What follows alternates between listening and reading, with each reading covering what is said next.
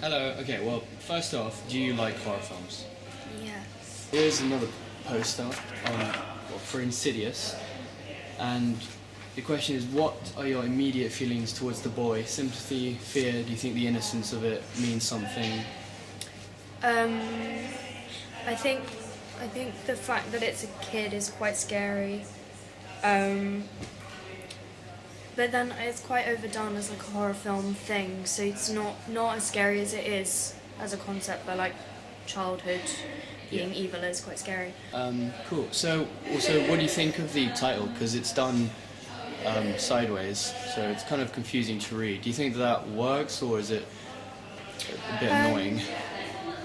I think it's quite clever in a way because they draw attention to the fact that they made two other really successful horror movie franchises, which is probably why people want to go and see it, because they don't have a big star in it, obviously, because otherwise they'd have their name on there somewhere. I'm going to give you this poster on the skeleton key. And, okay, well, do you think that the eye effect is too cliche, or do you think it actually works quite well? I think it's good because you want to look inside, and then you kind of see that it's an eye afterwards, I guess, and that makes you think about what the film is, I guess. Okay, awesome. Do you think that the colours work well in it? Because it's slightly different to your other sort of typical ones. Normally it's kind of black and white and red, but here it's got the skin colour and it's a little bit lighter.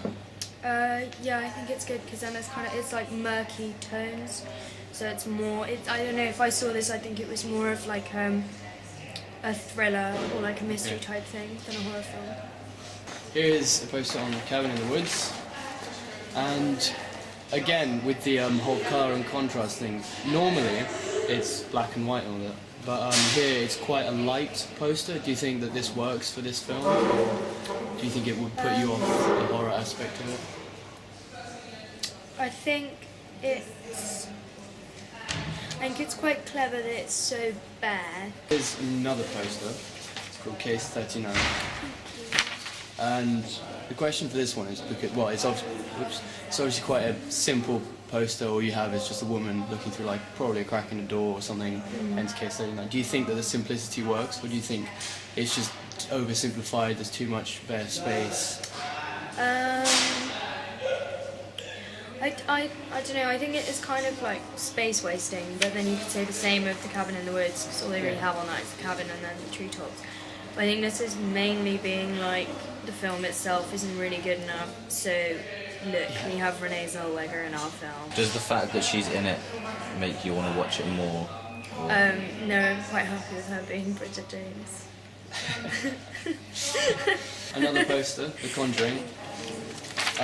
Do you think that the fact that the director has also directed Saw and Insidious affect your choice to watch the film? Yeah, I guess, because you'd be like, if you like those films, then you'd be like, yeah, I want to see it again. But if you didn't, you'd be like, no. The other posters don't tend to have the typical layout of the director of Saw, blah blah blah at the top. Then they have the image, then they have the title, followed by some small print with actors' names and stuff. Do you think that the typical layout of just the poster, like your bog standard one, do you think that is effective, or do you prefer it when they mess around and try and get creative? I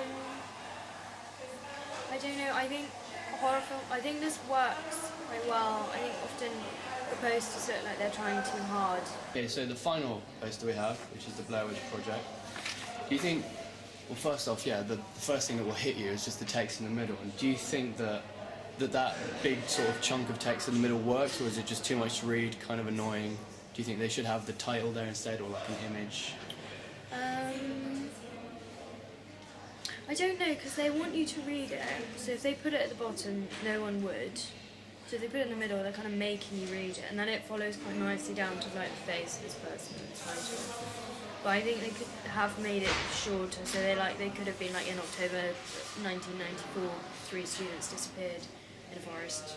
Their thing was found later, rather than making it so wordy. Okay. Do you think? Well, some of these are based on a true story. Do you think, when it's based on a true story, do you think it will make you more likely to watch it? Does that sort of entice you more? I think it depends whether or not you know the true story, like if you've heard of it. Because if you have, then you want to watch it more, I guess, Yeah. to see how they did it. I don't think that really has an effect on whether or not people go and see it, but I think it changes how scary the film is. Okay, awesome. Yeah, that's kind of all.